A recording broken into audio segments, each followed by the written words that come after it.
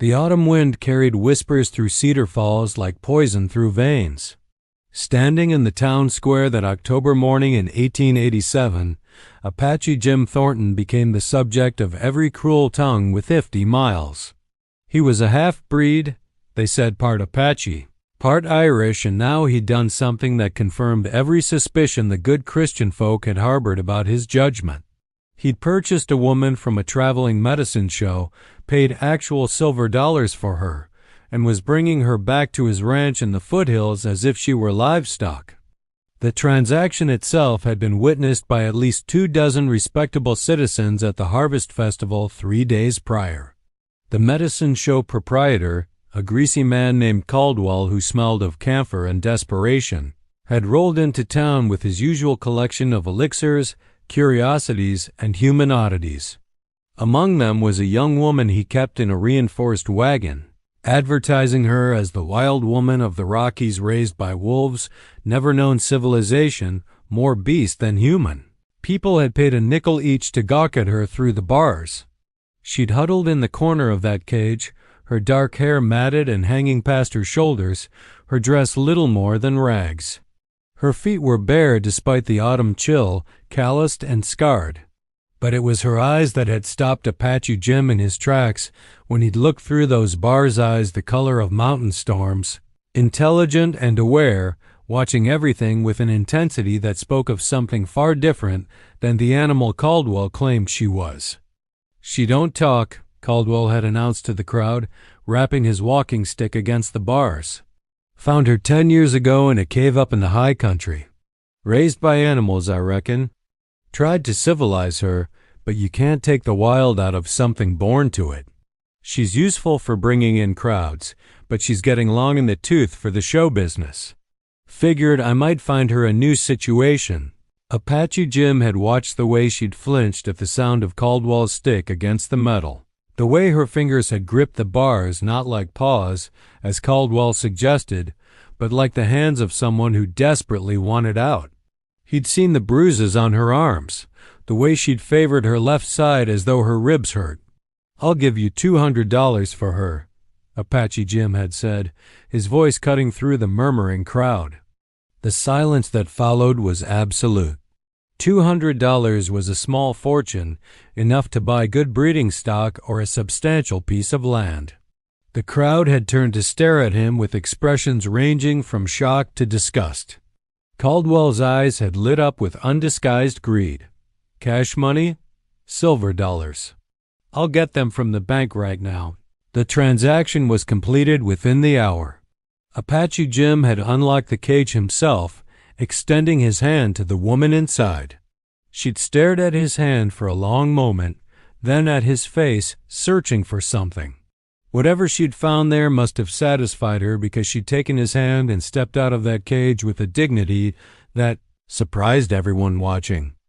The women of Cedar Falls had been scandalized. "It's indecent," Mrs. Harrison had proclaimed loudly to anyone who would listen. "That savage buying himself a woman like she's a horse or a dog, and her barely clothed. It's absolutely indecent.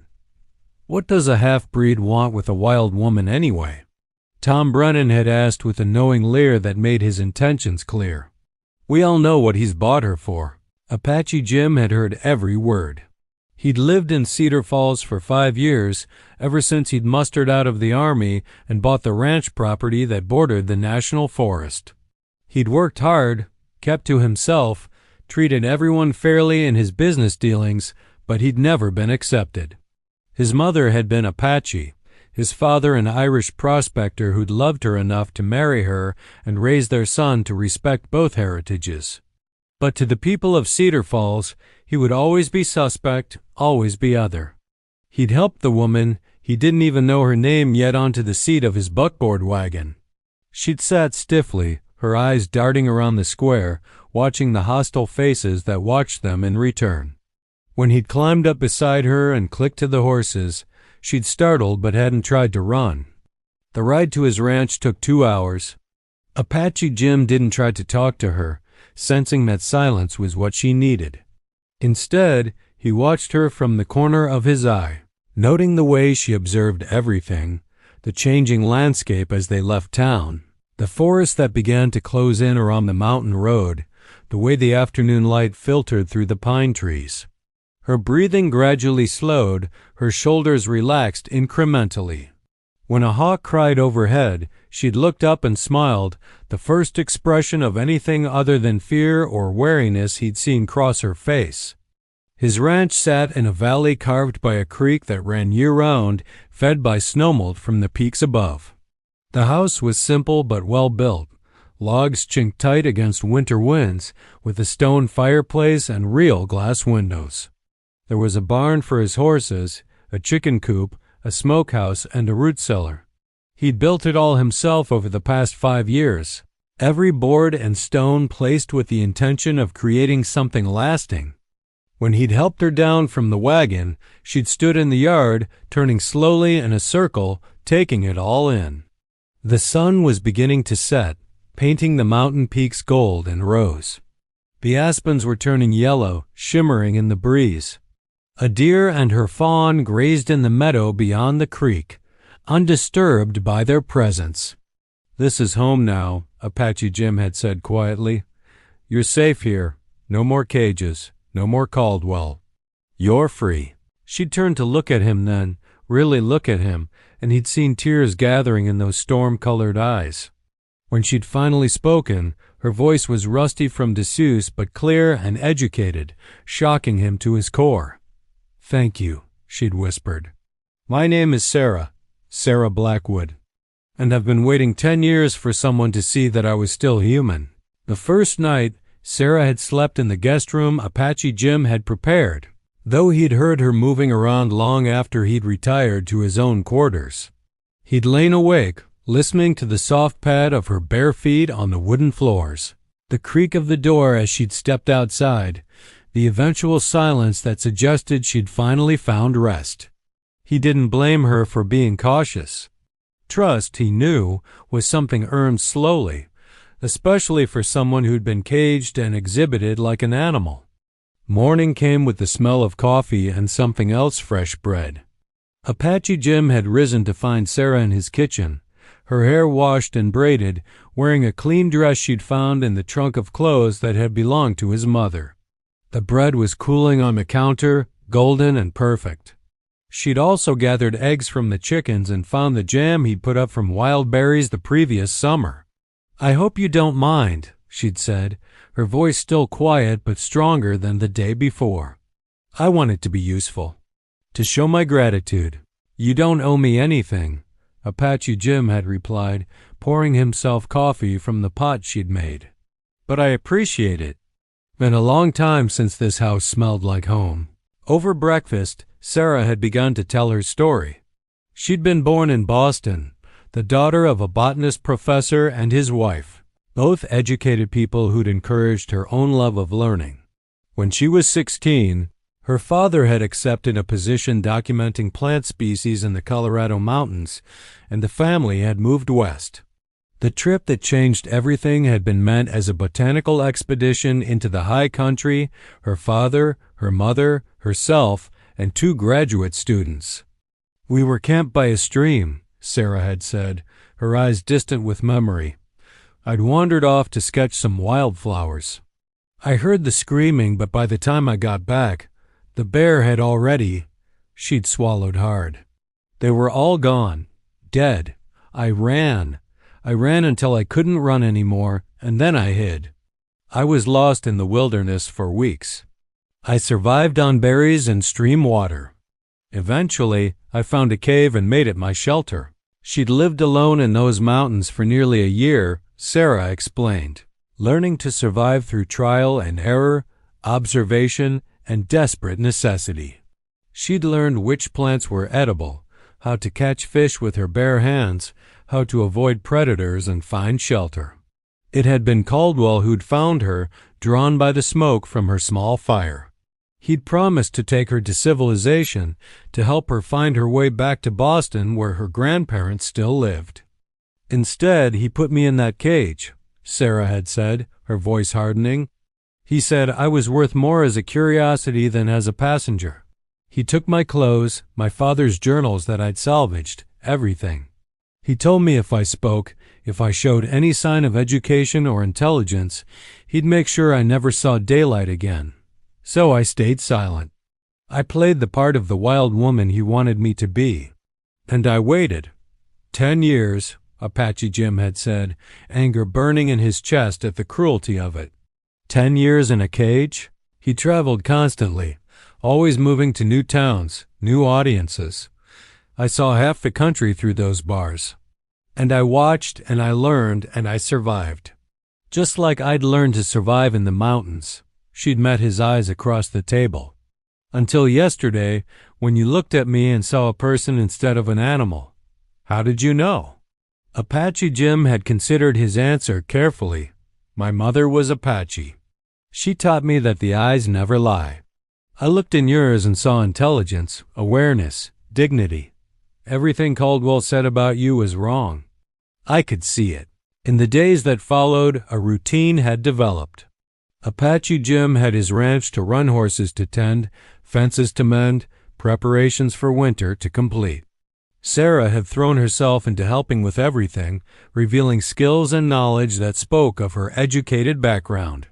She could read his few books in both English and Latin, could calculate feed rations in her head, could identify every plant on the property and explain its properties. But she also showed the practical skills she'd learned in her year alone and her decade of survival. She could track animals, predict weather changes, find water, start fire without matches. You're wasted on domestic work, Apache Jim had told her one afternoon as they'd worked together to repair a section of fence damaged by a fallen tree. You could be teaching at a university, publishing papers on botany or survival. Sarah had smiled sadly. Could I? A woman who was exhibited as a freak for 10 years? Who has no proof of her identity or education?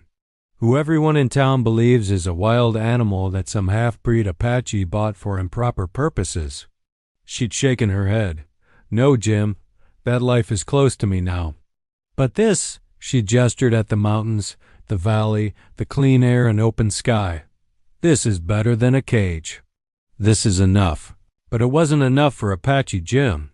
He'd seen her reading his medical. Texts with hungry eyes, he'd brought them back from his army days when he'd served as a medic.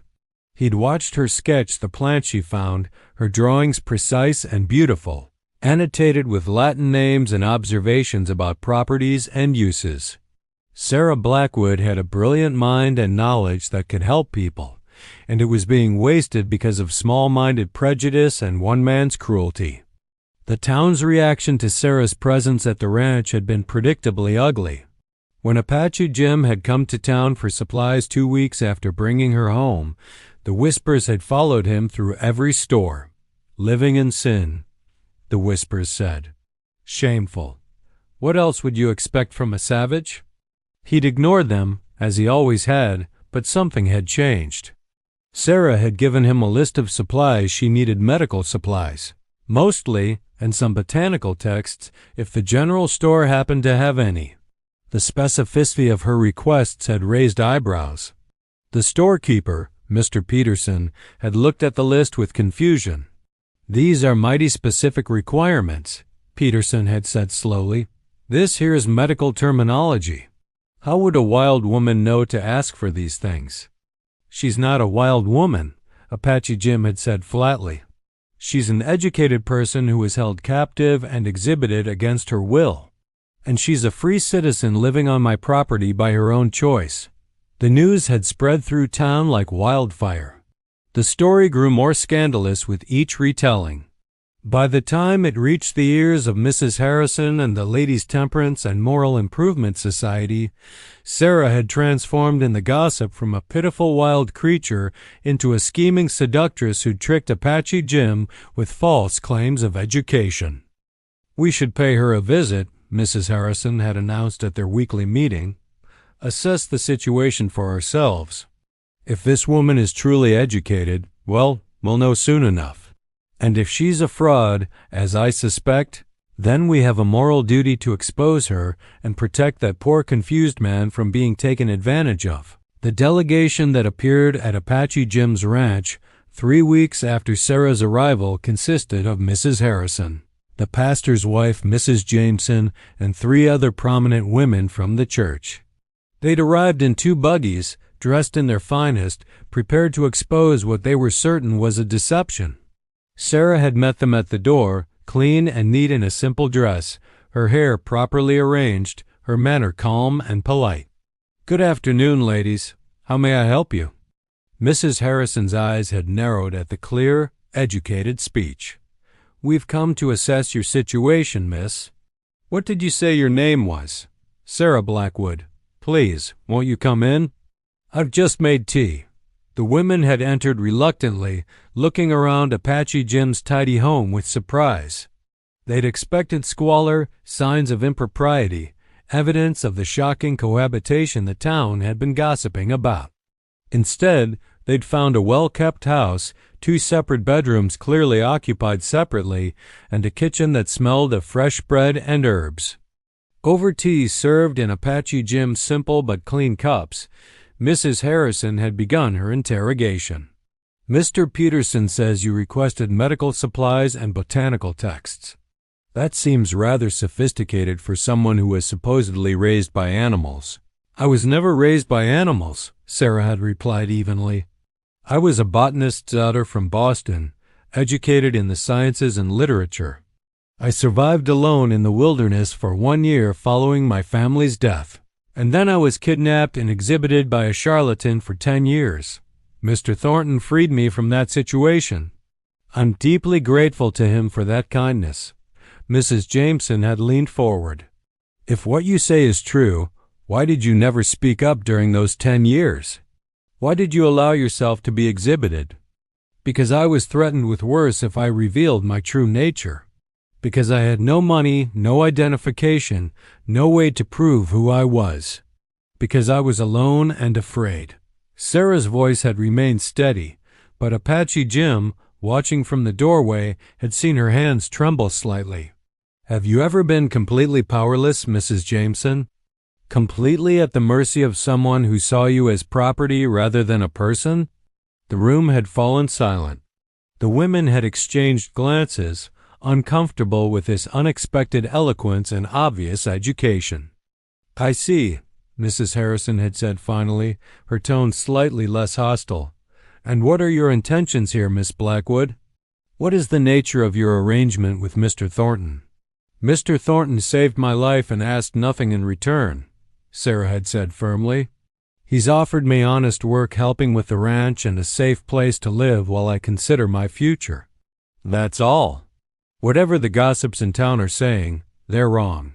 After the women had left, Apache Jim had found Sarah sitting on the porch, her face in her hands, shoulders shaking.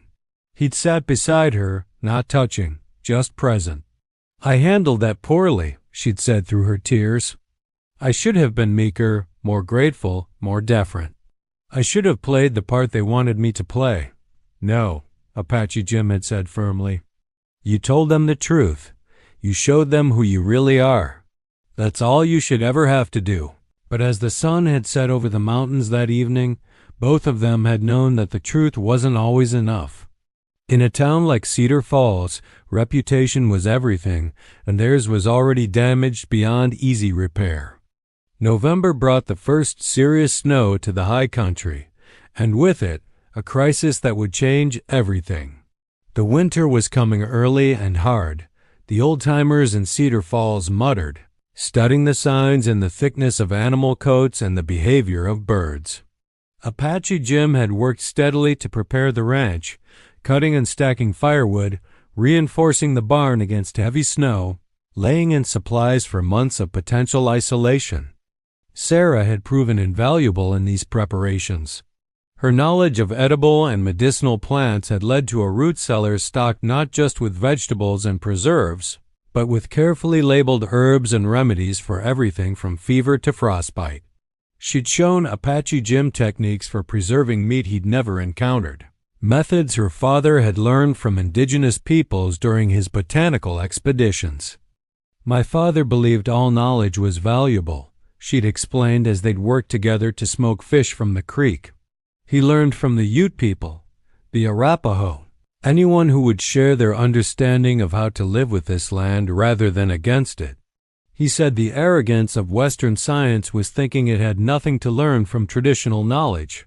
Working alongside her day after day, Apache Jim had found himself falling into an easy companionship he'd never experienced before. Sarah didn't talk just to fill silence. She listened when he spoke about his own mixed heritage, the way he'd never fully belonged in either his mother's world or his father's. She understood something about being caught between worlds, about being judged and found wanting by people who refused to see past their own prejudices. The attraction between them grew slowly, carefully, both of them aware of how any impropriety would be seized upon by the town. But attraction wasn't something that could be reasoned away. Apache Jim found himself noticing the way Sarah's eyes crinkled when she laughed, the grace of her hands as she worked, the quick intelligence in everything she did. And sometimes he'd catch her watching him with an expression that made his heart beat faster.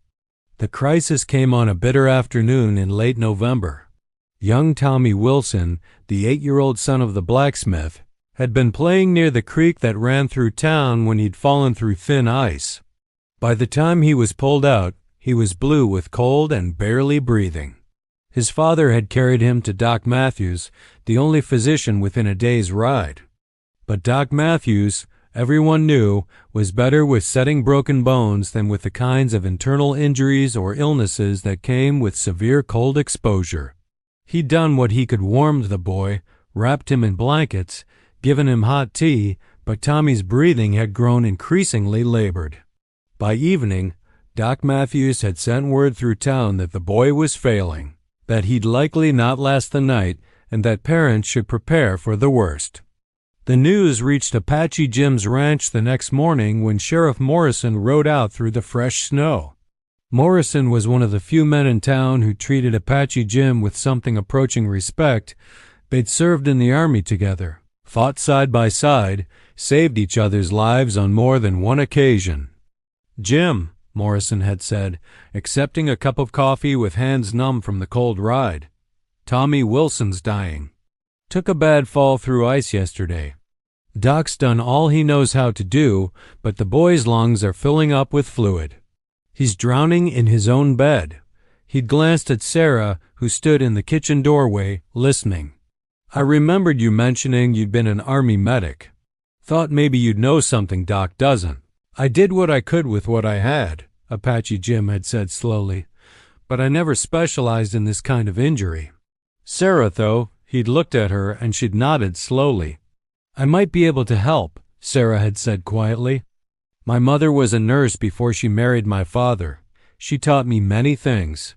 And during my time in the mountains, I learned about plants that can help with breathing difficulties, with fluid in the lungs. The indigenous healers my father studied with new treatments that Western medicine doesn't acknowledge." Morrison had looked between them, desperation in his eyes. "Will you come, both of you? I know it's asking a lot, given how the town's treated you, but he's just a boy." His ma's beside herself. Sarah had already been moving toward her room to gather her medical supplies. "We'll come. Let me get what I need." The ride to town had been tense and silent. Sarah had brought her carefully organized medical kit, along with several bundles of dried herbs and roots. Apache Jim had watched her face as they descended from the mountains toward Cedar Falls, seen the set of her jaw, the determination in her eyes. She knew what she was riding into: the stares, the whispers, the judgment. But she was going anyway because a child needed help. The Wilson house was easy to identify by the number of people gathered outside despite the cold neighbors, church members. The Ladies' Temperance and Moral Improvement Society all come to offer prayers and support. The murmuring crowd had fallen silent when Apache Jim's wagon had pulled up, the silence deepening into hostility when Sarah had climbed down, her medical kit in hand. "What's she doing here?" someone had called out. "The wild woman." "She ain't no wild woman," Sheriff Morrison had said firmly, stepping forward. "She's an educated healer, and she's here to help Tommy if she can." "Now step aside." Mrs. Harrison had blocked the door. We'll not have that creature in there with that poor boy. It's not decent. It's not Christian. Step aside, ma'am, Morrison had said, his hand resting on his gun belt, not threatening but making his authority clear. Or I'll move you aside myself. The crowd had parted reluctantly, their faces full of suspicion and hostility. Inside, the house was overheated, the air thick and humid from the kettle that had been steaming constantly to try to ease Tommy's breathing. Doc Matthews had looked up from the bedside where the boy lay gasping, his lips tinged blue, his small chest heaving with the effort of each breath. Morrison says you might know something I don't, Doc Matthews had said to Sarah without preamble. He was a practical man, more interested in saving lives than preserving social niceties. I've tried everything I know. Steam, hot compresses, laudanum for the pain. He's still getting worse. Sarah had moved to the bedside, her movements calm and professional despite the hostile stares of Tommy's mother and grandmother. She'd listened to his breathing, felt his pulse, examined his color and the movement of his chest. It's pneumonia, complicated by the cold water inhalation. His lungs are full of fluid and inflamed. The steam is helping some, but it's not enough. I know all that, Doc Matthews had said, frustration in his voice. But I don't know what else to do. There are treatments, Sarah had said, already unpacking her supplies. My mother learned them from a nurse who'd worked with the Quapaw people. And I've used them successfully during my time in the mountains. She'd pulled out bundles of dried plants explaining each one. Mullein for the lungs, wild cherry bark for the cough, elecampane for the inflammation, and pleurisy root to help expel the fluid. Doc Matthews had looked skeptical but desperate. I've heard of some of these from the indigenous medicine men, but I've never used them. You're sure? I've treated similar cases, Sarah had said quietly. I won't promise he'll survive, he's very ill. But these treatments might give him a chance he doesn't have otherwise. Tommy's mother, who'd been silent until now, had spoken up, her voice breaking. Please, if there's anything that might help him, anything at all, I don't care where it comes from or who it comes from. Please try. For the next 6 hours, Sarah had worked steadily, preparing poultices and teas, administering treatments, adjusting Tommy's position to help drain his lungs. She taught Mrs. Wilson and the grandmother how to perform chest percussion to loosen the fluid, how to support Tommy in positions that eased his breathing. Apache Jim had assisted, following her instructions precisely, while Doc Matthews had watched everything with careful attention, taking mental notes. Outside, the crowd had remained, waiting for news, their whispers alternating between prayers and speculation about what the wild woman was doing to that poor boy in there. As midnight approached, Tommy's breathing had begun to change. The terrible gasping had eased. His color had improved slightly. He'd coughed up quantities of fluid, a good sign that Sarah's treatments were working. By 2 a.m, he'd fallen into a real sleep rather than the half-conscious gasping that had characterized the previous hours.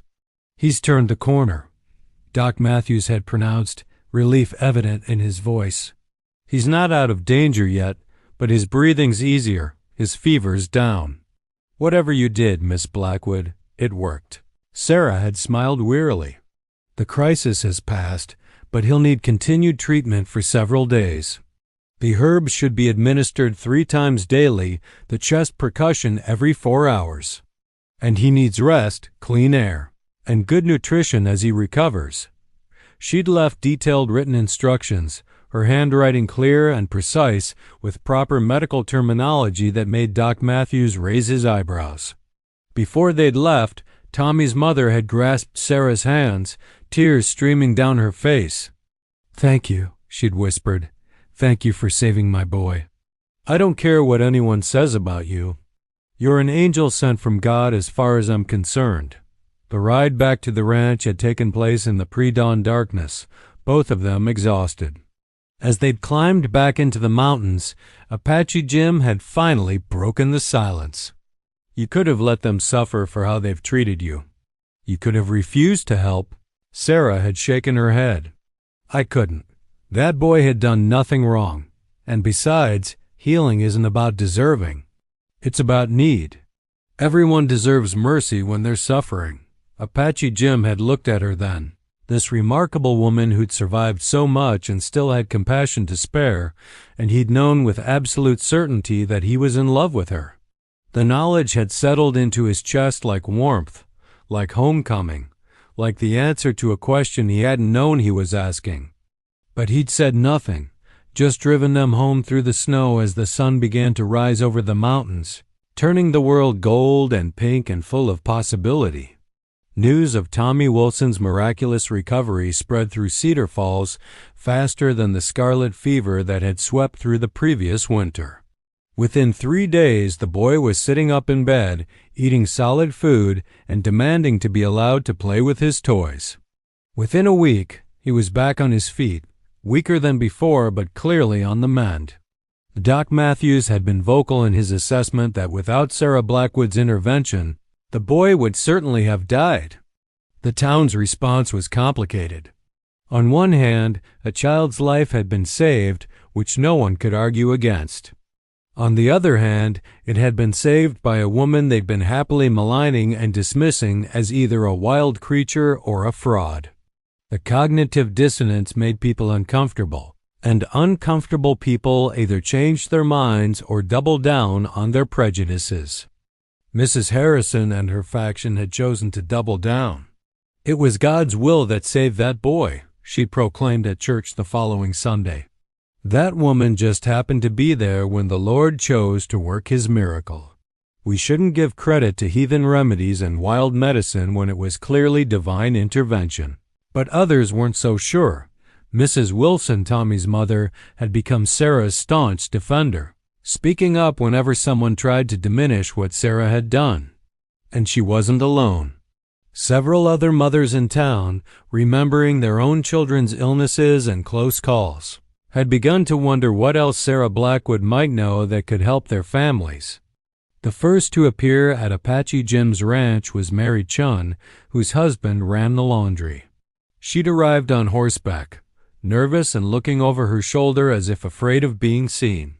Her daughter, she'd explained, had terrible stomach troubles that Doc Matthews couldn't seem to cure. The girl was wasting away, unable to keep food down, in constant pain. Sarah had listened carefully, asked detailed questions, and then had prepared a combination of ginger, peppermint, and fennel tea, along with specific dietary recommendations. Have her drink this 3 times a day and follow this eating plan for 2 weeks. If she's not better by then, come back and we'll try something else.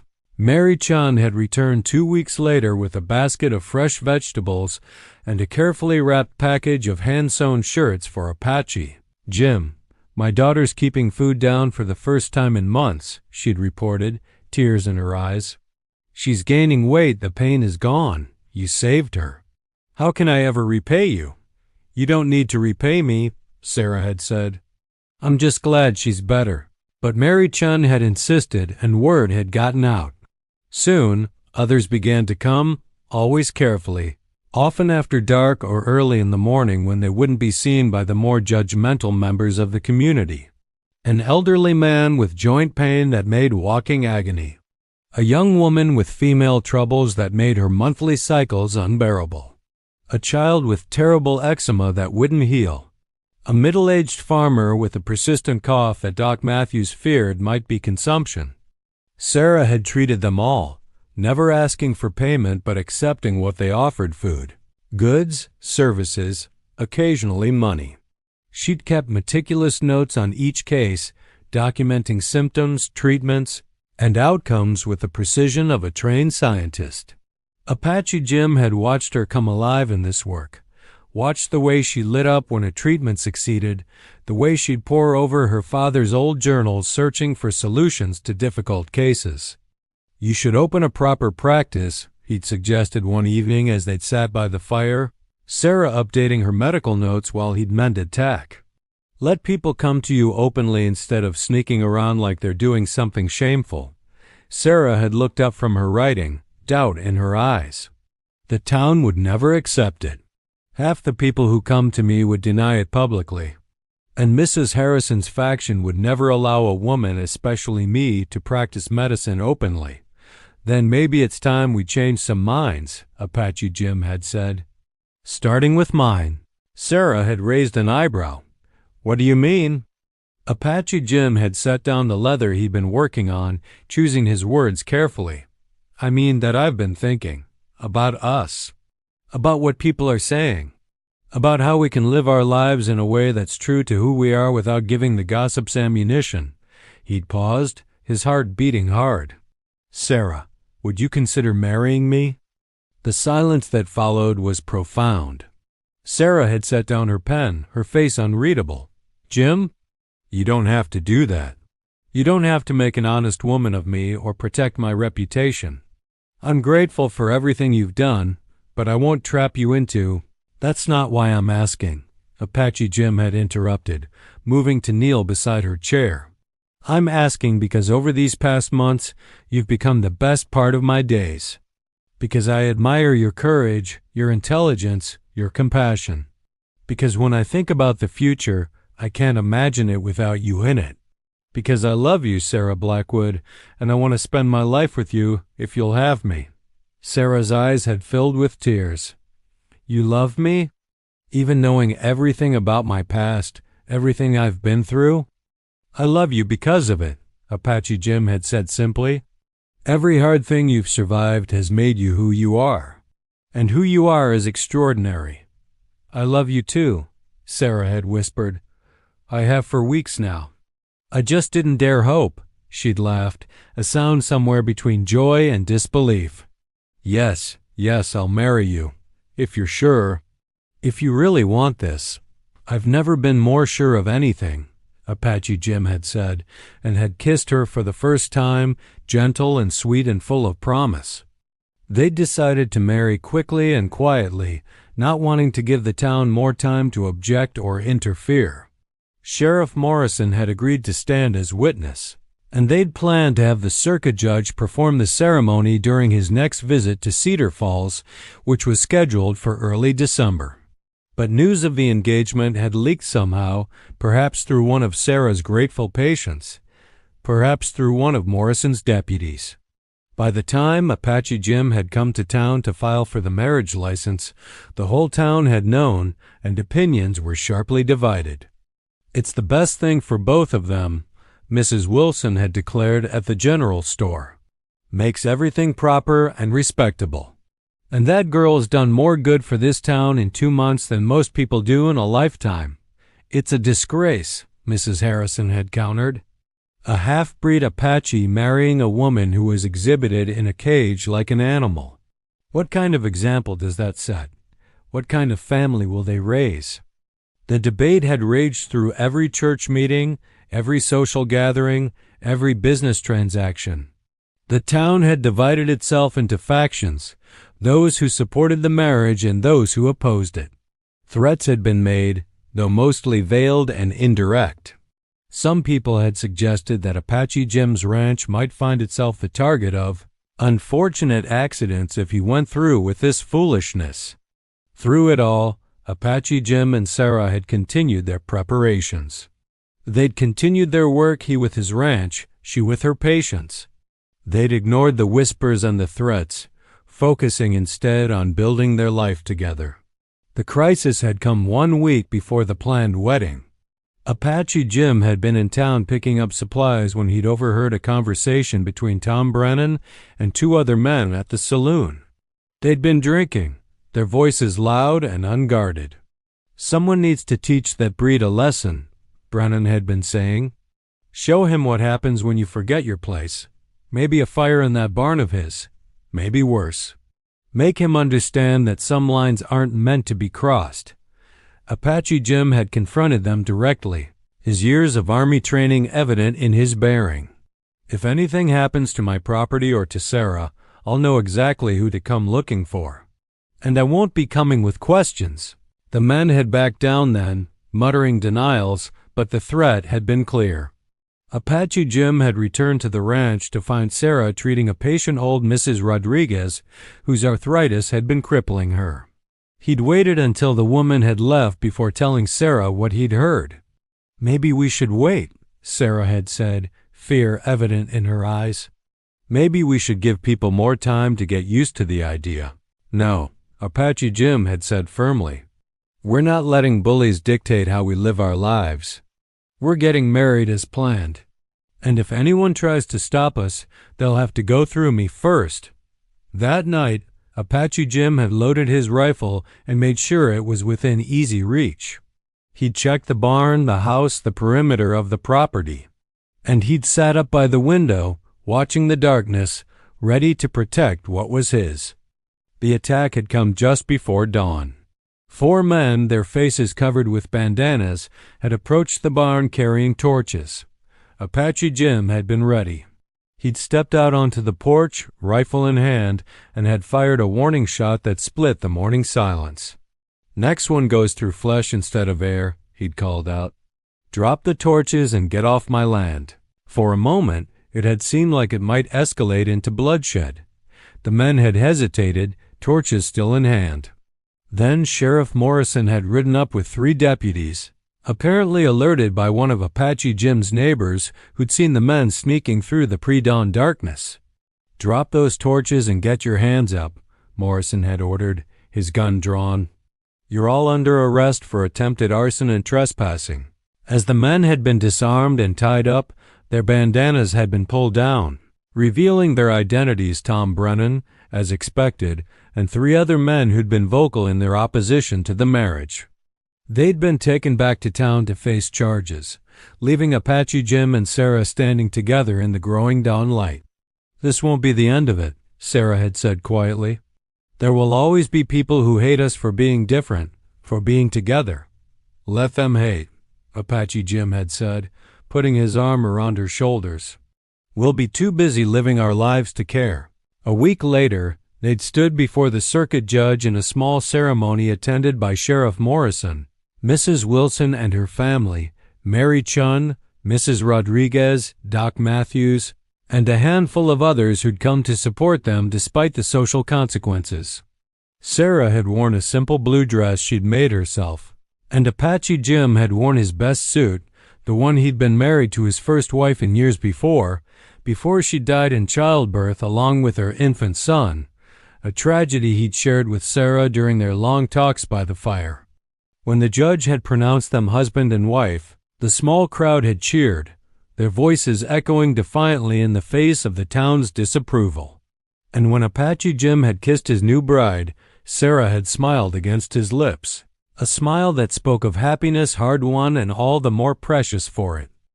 The opposition hadn't disappeared overnight, but something had shifted. The arrest of the would-be arsonists had sent a message that violence wouldn't be tolerated. And Sarah's growing reputation as a healer had begun to outweigh the scandal of her past. Slowly, grudgingly, the town had begun to accept what it couldn't change, that Apache Jim Thornton and his wife Sarah were part of Cedar Falls now, whether everyone liked it or not. The winter of 1887 to 1888 was remembered in Cedar Falls as the hardest in living memory. Snow fell heavily from November through March, isolating the town and the surrounding ranches for weeks at a time. The temperature dropped so low that water froze solid in wells, livestock died in the fields, and people huddled around their fires wondering if spring would ever come. But for Apache Jim and Sarah Thornton, that brutal winter became a time of unexpected blessing. Trapped in their valley by impassable roads and relentless snow, they'd built a life together that was rich with purpose and deepening love. Sarah had turned the spare bedroom into a proper medical office, organizing her herbs and remedies, her medical texts, and her father's journals. Apache Jim had built her shelves and cabinets, a proper examination table, storage for supplies. And people had come, struggling through the snow because they had nowhere else to turn. Doc Matthews had his hands full in town with the usual winter ailments: influenza, pneumonia, broken bones from falls on ice. But the ranches and homesteads scattered through the mountains had Sarah, and she'd proven herself more than equal to the challenges. She'd treated frostbite that would have cost men fingers and toes, using poultices and careful warming techniques her mother had taught her. She'd helped deliver 3 babies when the midwife couldn't get through the snow, drawing on knowledge she'd learned from her mother and from texts she'd studied. She'd nursed families through influenza, mixing her teas and tinctures, teaching people how to care for each other when she couldn't stay. Word of her skill had spread through the mountain community like wildfire, a network of isolated families sharing information about the healer woman up at the Thornton Ranch. People who'd never spoken to her before, who'd participated in the gossip and the judgment, had swallowed their pride and come seeking help when their own need grew desperate enough. One particularly brutal night in January, a man named Jacob Hansen had arrived at their door. His wife Catherine collapsed in his arms, burning with fever and delirious. They'd been trying to wait out the storm in their cabin 10 miles up the mountain, but Catherine's condition had deteriorated so rapidly that Hansen had made the desperate decision to try to reach help. Sarah had taken one look at Catherine and had known immediately what they were dealing with: childbed fever. The woman had given birth 3 days earlier with only her husband to assist, and infection had set in. Without treatment, she would be dead within hours. Set her on the examination table, Sarah had directed, already moving toward her medical supplies. Jim, I need hot water, clean cloths, and the bottle labeled Golden Seal from the top shelf. Jacob, when did her fever start? For the next 2 days, Sarah had barely slept, fighting to save Catherine Hansen's life. She'd used every treatment she knew: herbs to fight the infection, poultices to draw out the poison, careful monitoring to watch for signs of improvement or deterioration. Apache Jim had assisted her, following her instructions precisely, while Jacob Hansen had sat in the corner, holding his newborn daughter and praying. On the 3rd day, Catherine's fever had broken. She'd opened her eyes, weak but lucid, and had asked to hold her baby. Jacob Hansen had wept, clutching Sarah's hands and thanking her over and over until she gently pulled away, embarrassed by his gratitude. "You saved my wife," he'd said simply. "We heard people in town saying you were some kind of wild woman, not fit for decent society. But you're an angel, Miss Sarah, a true angel of mercy." "Mrs. Thornton," Sarah had corrected gently, with a tired smile, "and I'm just a person who knows a bit about healing. I'm glad I could help." The Hansens had stayed at the ranch for another week while Catherine recovered her strength. During that time, Jacob Hansen had gotten to know Apache Jim, had seen how the couple worked together, the respect and love evident in every interaction. When he'd finally left, taking his wife and baby home through a brief break in the weather, he'd been a changed man. "I was one of the ones talking against you," he'd confessed to Apache Jim as he prepared to leave. "Saying things about how you and your wife weren't right, weren't proper. I was wrong, dead wrong. And I'm going to make sure everyone knows it." Jacob Hansen had been true to his word. Back in his mountain community, he told everyone who would listen about how Sarah Thornton had saved his wife's life, about the skill and knowledge she'd displayed, about the kindness and professionalism she'd shown. Other people Sarah had helped had begun to speak up too, sharing their own stories, defending her against the gossip that still circulated in certain quarters of Cedar Falls. By the time spring arrived, melting the snow and opening the roads, something fundamental had shifted. Sarah Thornton might not have been accepted by everyone. Mrs. Harrison and her faction still sniffed and whispered when Sarah came to town, but she'd earned the respect of enough people that the whispers had begun to carry less weight. In April, a delegation had appeared at the Thornton Ranch, led by Doc Matthews and including several prominent citizens. They'd come with a proposal. The town needed a proper medical clinic, something more than just Doc Matthews working out of his front parlor. They wanted to build a clinic with proper facilities, and they wanted Sarah to work there alongside Doc Matthews, bringing her knowledge of both traditional medicine and herbal remedies to serve the whole community. "I know it's not conventional," Doc Matthews had said, his weathered face sincere. "Woman doctors are rare, and some folks will never accept it. But I'm getting old, and this town is growing. We need good medical care, and you're the best I've ever seen at what you do. Will you consider it?" Sarah had looked at Apache Jim, who'd nodded encouragingly. Then she'd looked back at the delegation, at these men and women who were offering her something she'd thought she'd lost forever, a chance to use her knowledge to help people, to be recognized for her skills rather than judged for her past. "I'd be honored," she'd said simply. The clinic had been built that summer, a solid structure on the main street of Cedar Falls, with proper examination rooms, storage for medical supplies, and living quarters for Doc Matthews upstairs. A sign out front read, "Cedar Falls Medical Clinic, Dr. Matthews and Mrs. S. Thornton, healer." It wasn't doctor for Sarah that would have required formal credentials she didn't have, but it was recognition nonetheless. The first day the clinic had opened, there'd been a line of patients waiting. Some had come out of curiosity, some out of genuine need, some perhaps out of a desire to show their support for this unconventional arrangement. Sarah had treated them all with the same professionalism and skill, earning more respect with each successful outcome. Not everyone had been happy about it. Mrs. Harrison had organized a protest, standing outside the clinic with signs proclaiming godly medicine only and no heathen remedies in our town. But she'd been vastly outnumbered by the people who'd lined up to be treated, including several people who'd crossed over from her protest line when they'd realized their own needs outweighed their prejudices.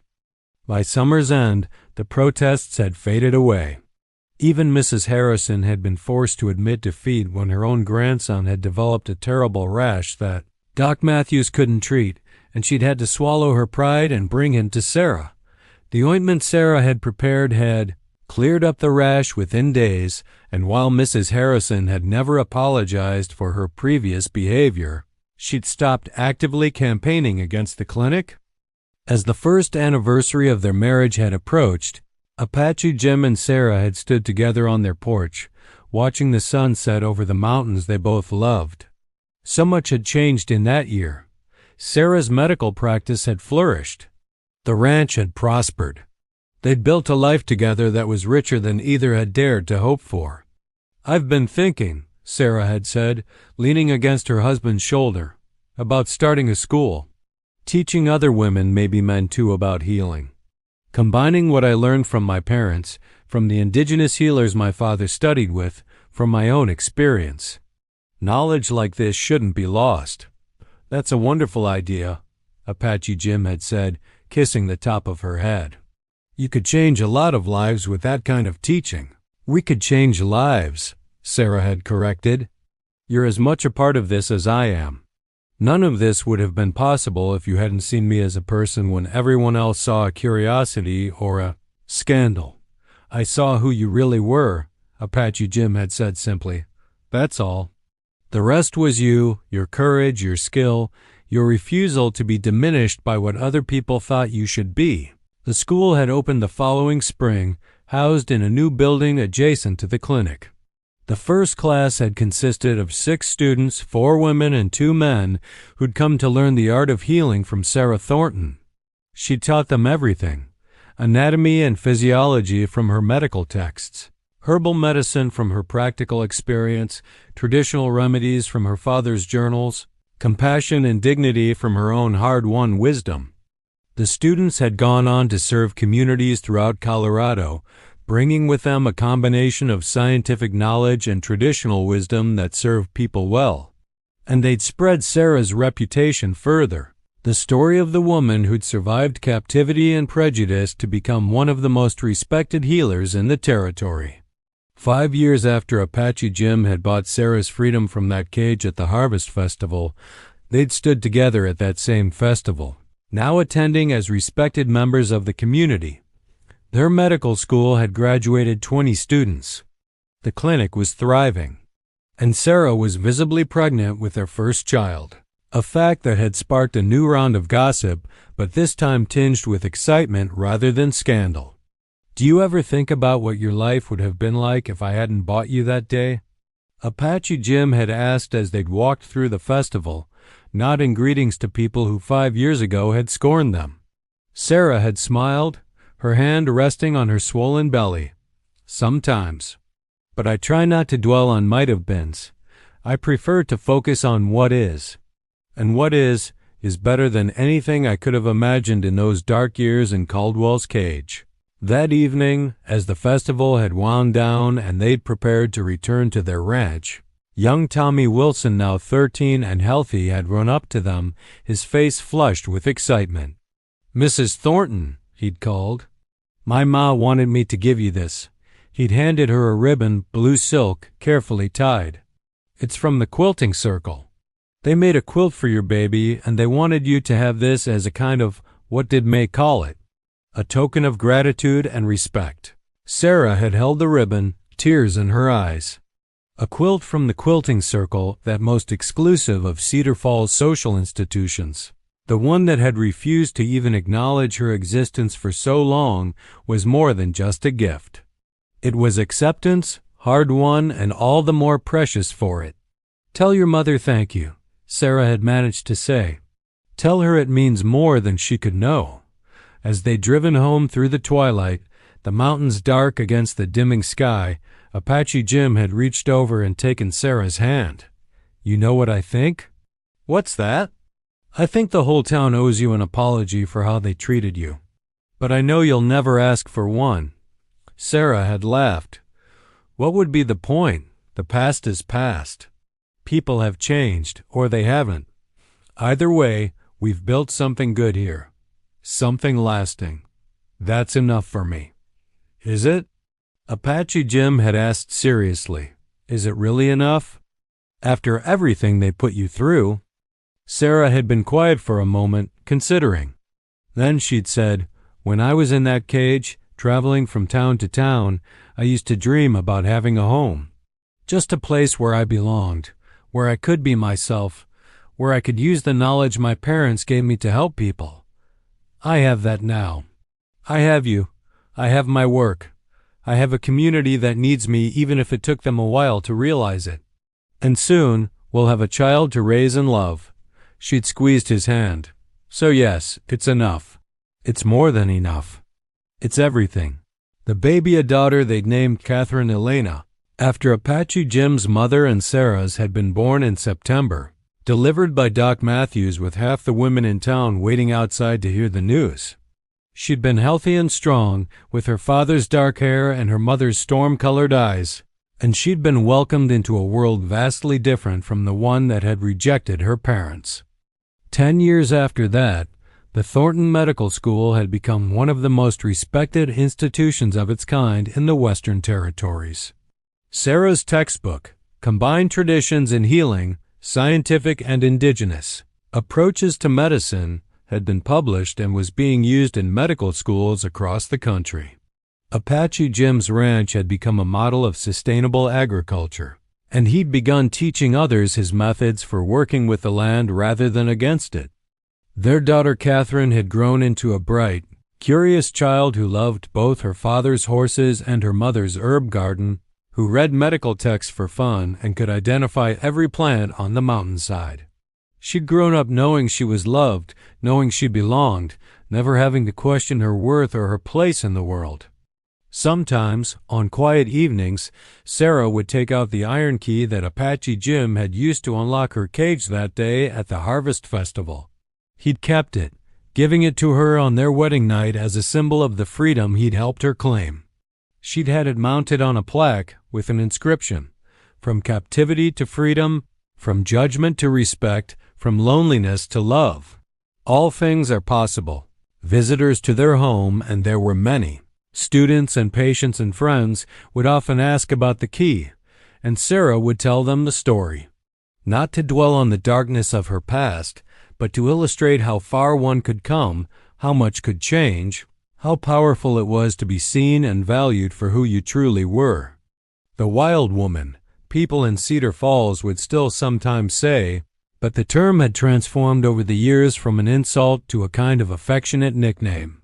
Sarah Thornton, the wild woman who'd lived in the mountains, the wild woman who'd been caged and freed, the wild woman whose knowledge had saved so many lives. Wild, they'd come to understand, didn't mean uncivilized. It meant untamed, unbowed, refusing to be diminished by others' expectations or cruelty. On the 20th anniversary of the day Apache Jim had bought her freedom, Sarah and her husband had stood together at the site where the Harvest Festival had been held all those years ago. The festival still came annually, but now Sarah was one of its organizers, her medical booth always the most visited attraction. "Do you remember what you thought when you first saw me?" Sarah had asked, her hand in her husband's, both of them graying now but still strong, still partners in every sense of the word. "I thought you were the most dignified person I'd ever seen," Apache Jim had answered without hesitation. "Caged and exhibited like an animal, but still somehow undefeated. Still yourself, deep down, waiting for the chance to emerge. I knew I had to get you out of there, and I thought you were either a fool or a saint," Sarah had said with a laugh. "Spending all that money on a woman everyone said was barely human. I couldn't figure out what you wanted from me. I wanted you to be free," Apache Jim had said simply. "That's all I ever wanted. Everything else, the love, the partnership, the life we've built, that's all been a gift I never expected but treasure every day." They'd kissed then, this couple who defied every expectation, who'd overcome prejudice and cruelty and doubt to build something beautiful. Around them, the Harvest Festival had continued, full of laughter and music and life, a celebration of community and abundance. And if you'd listened carefully, you might have heard the whispers of the older folks, telling the younger generation the story of Apache Jim and his mountain woman, how the whole town had mocked him for his choice, how they'd all been so certain it would end in scandal and ruin. But instead, it had ended in respect and love and a legacy that would outlast them all. Her wild touch shocked the whole town, the old-timers would say, shaking their heads at the memory. But not the way we expected. We thought she'd bring him down to ruin. Instead, she lifted us all up, taught us things we didn't even know we needed to learn. About healing, about prejudice, about the kind of courage it takes to be yourself when the whole world wants you to be something else. And the younger generation would listen, and they'd look at Mrs. Sarah Thornton with new respect. This woman who'd survived so much and created so much good from the ashes of her suffering. They'd think about what it meant to be truly free, to be truly yourself, to refuse to be diminished by others' limited vision of who you could be. That, in the end, was Sarah's greatest gift to Cedar Falls, not just her medical knowledge, not just the lives she'd saved, but the example she'd set. The proof that people could change, that communities could grow, that even the deepest prejudices could be overcome with courage, skill, and unwavering commitment to being one's authentic self. As the sun set on that anniversary day, Sarah and Apache Jim had ridden back to their ranch, their daughter Catherine waiting for them with dinner prepared and their grandchildren, 2 boys and a girl, playing in the yard. The house was full of warmth and love and laughter. Everything that had seemed impossible that day 20 years ago when a caged woman had taken the hand of a man who saw her as human and stepped into an uncertain future. "No regrets?"